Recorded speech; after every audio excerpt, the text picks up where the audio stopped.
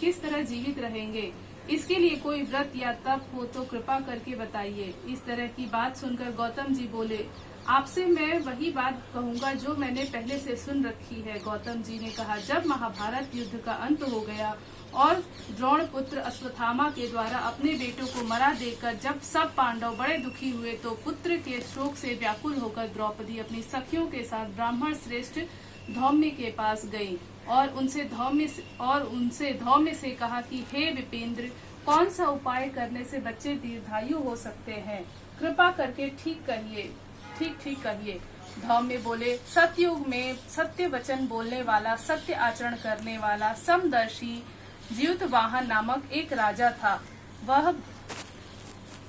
एक बार वह अपनी स्त्री के साथ अपनी ससुराल गया और वहीं रहने लगा। एक दिन आधी रात के समय पुत्र के शोक से व्याकुल कोई स्त्री रोने लगी, क्योंकि वह अपने बेटे के दर्शन से निराश हो चुकी थी। उसका पुत्र मर चुका था। वह रोती हुई कहती थी, हाय मुझ बूढ़ी माता के सामने मेरा बेटा मरा जा रहा है। उसका रुदन सुनकर राजा ज्यूतवाहन का तो मानो हृदय विदीर्ण हो गया। वह तत्काल उस स्त्री के पास गया और उससे पूछा, तुम्हारा बेटा कैसे मरा? बूढ़ी ने कहा, गरुड़ प्रतिदिन आकर गांव के लड़कों को खा जाता है। इस पर राजा ने कहा, माता अब तुम रो मत, आनंद से बैठो, मैं तुम्हारे बच्चे को बचाने का यत्न करता हूँ। ऐसा कहकर राजा उस स्थान पर गया जहाँ गरुड़ आकर प्रतिदिन मांस खाया करता था। उसी समय गरुड़ जी उस पर टूट पड़ा और मांस खाने लगा। तब अतिशय तेजस्वी गरुड़ ने राजा का बायां अंग खा लिया तो झटपट राजा ने अपना दाहिना अंग फेर कर गरुड़ के सामने कर दिया। यह देखकर गरुड़ जी ने कहा, तुम कोई देवता हो? कौन हो तुम? मनुष्य तो नहीं जान पड़ते। अच्छा, अपना जन्म और कुल बताओ। पीड़ा से व्याकुल मन वाले राजा ने कहा, हे पक्षीराज, इस तरह के प्रश्न करना व्यर्थ है। तुम अपनी इच्छा भर मेरा मांस खाओ। यह सुनकर गरुड़ रुक गए और बड़े आदर से राजा के जन्म और कुल की बात पूछने लगे।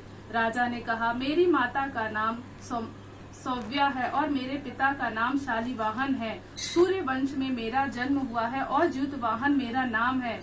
राजा की दयालुता देखकर गरुड़ ने कहा, हे महाभाग, तुम्हारे मन में जो अभिलाषा हो वह वर मांगो। राजा ने कहा, हे पक्षीराज, यदि आप मुझे वर दे रहे हैं तो वर दीजिए कि आपने अब तक जिन प्राणियों को खाया है वे सब जीवित हो जाए। हे स्वामिन, अब से आप यहाँ बालकों को ना खाएं और ऐसा कोई उपाय करें कि जहाँ जो उत्पन्न हो वे लोग बहुत अधिक दिनों तक जीवित रहे। धौम्य ने कहा कि पक्षीराज गरुड़ राजा को वरदान देकर स्वयं अमृत के लिए नागलोक चले गए।